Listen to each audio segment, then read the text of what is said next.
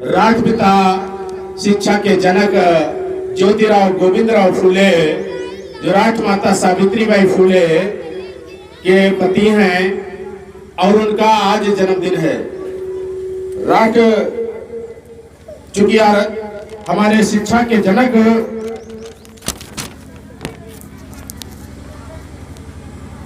ज्योतिराव गोविंदराव फुले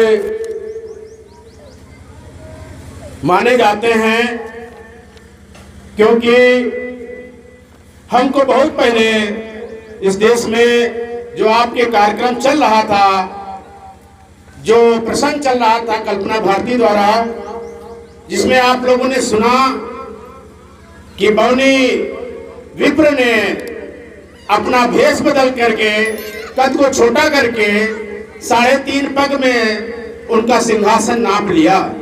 सिंहासन नापने के बाद इस देश की जो सारी संपदा उसकी हो गई, उसका राजाज्ञा शुरू हो गया और उसने 3 अध्यादेश जारी कर दिए। जैसे एक जमाने में कल्याण सिंह ने नकल अध्यादेश जारी किया था।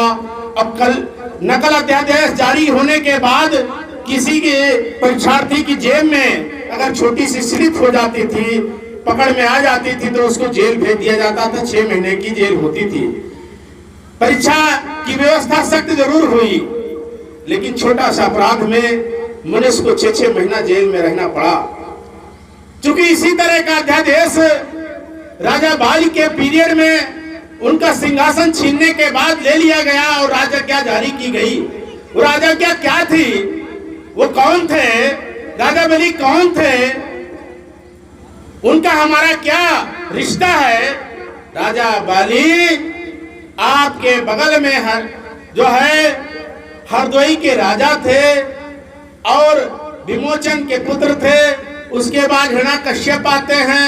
हिरण्यकश्यप का भी वध होता है। होलिका का बलात्कार होता है।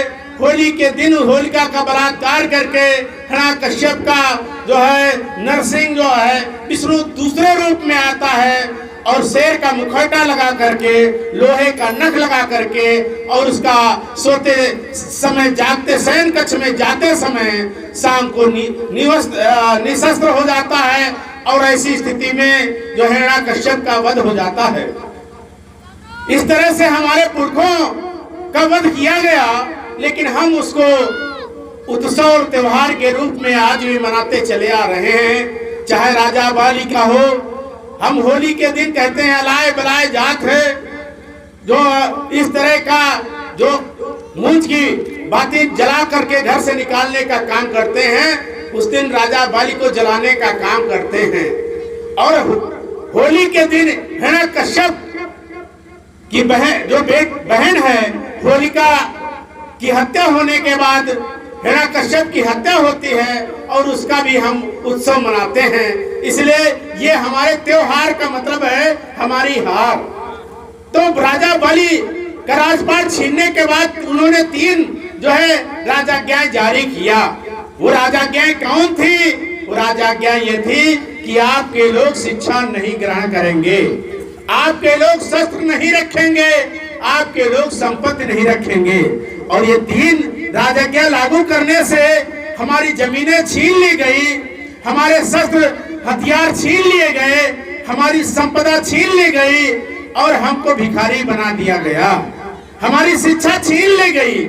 ऐसे नहीं, लोग हजारों साल से लोग निरक्षर हो गए, हजारों साल के बाद जो है लोग बलहीन हो गए।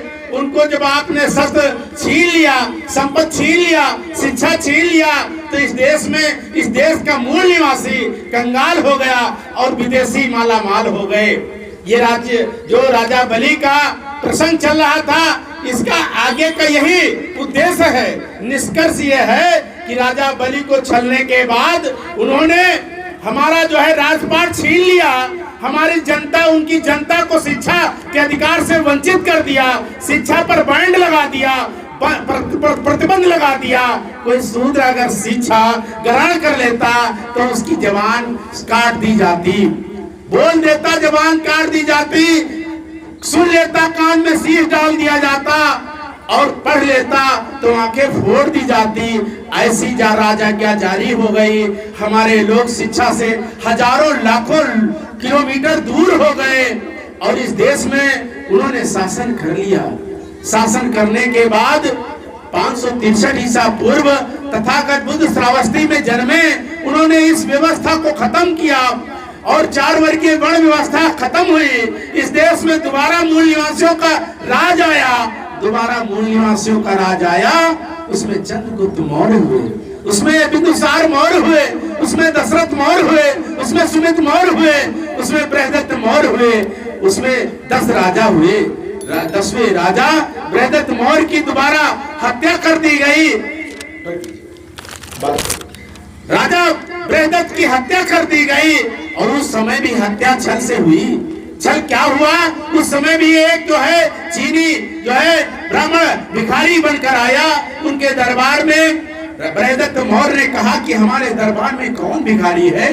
भिखारी को अंदर लिया, उससे भीख मांगने को मना किया तो उन्होंने कहा कुछ काम दिया जाए। उनको काम दिया गया, सिपाही में भर्ती हुए, फौज में भर्ती हुए, सिपाही बने।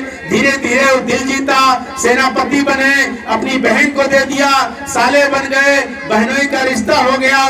जो अविश्वास था वो खत्म हो गया, विश्वास में बदल गया, रिश्तेदारी में बदल गया।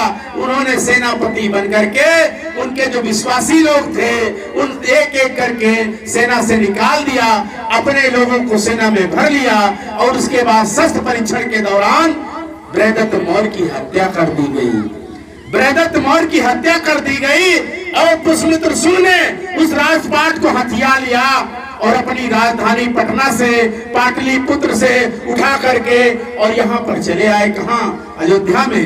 अयोध्या में लाकर साकेत में अयोध्या में अपनी राजधानी बनाई। बिना युद्ध की जीती हुई राजधानी बनाई, इसीलिए अयोध्या हुई। बौद्धों का कत्लेआम हुआ। एक एक बौद्ध कत्ल करने पर 200 सोने की मुद्राएं दी गई। जो है पूरी जब जो घाघरा नदी है वो लाल हो गई, सरयुक्त हो गई। सर से बहुत सारे बौद्ध भिक्षु इस देश को छोड़ करके भाग गए। चीन भाग गए, जापान भाग गए, श्रीलंका भाग गए, बर्मा भाग गए। जो जल वाले जहाज से किसी तरह भाग गए और जो नहीं भाग पाए उनको घेर घेर करके उस जो है बृहदत्त मौर्य ने सर कलम करवा दिया। इसीलिए उसका नाम सरयू है। सरयुक्त मतलब है सरों से भरी हुई नदी। अयोध्या में केवल सरयू है। अयोध्या से बाहर आइए, बाराबंकी में घाघरा है। अयोध्या से उधर निकलिए, बाहर निकलते ही घाघरा है। बीच में क्यों सरयू हो गई? क्योंकि हमारे मूल निवासी बौद्ध भिक्षुओं का सर कलम करके पूरी नदी को लाल कर दिया गया। और एक और ऐसा भी हुआ कि जब सर फेंके गए तो कुछ लोग चालाकी से उसी बौद्ध भिक्षु का बार बार सर लाकर जो है 200 रुपया लेने का काम करते थे। तो किसी ने परख लिया, उन्होंने कहा कि ऐसे काम नहीं चलेगा। उस सर को जो है पत्थर पे मार मार करके सर को कुचला कर दिया जाता था। आज जो है कोई संस्कार होता है तो हम नारियल को तोड़ने का काम करते हैं, तो नारियल को तोड़ने का काम नहीं करते हैं। हमारे पूर्वजों के सर को तोड़ने का काम वो आज भी उसी प्रथा को स्मरण करते चले आ रहे हैं। हम उसी में विरक्त हो जाते हैं। हम अपने इतिहास को नहीं जानते हैं।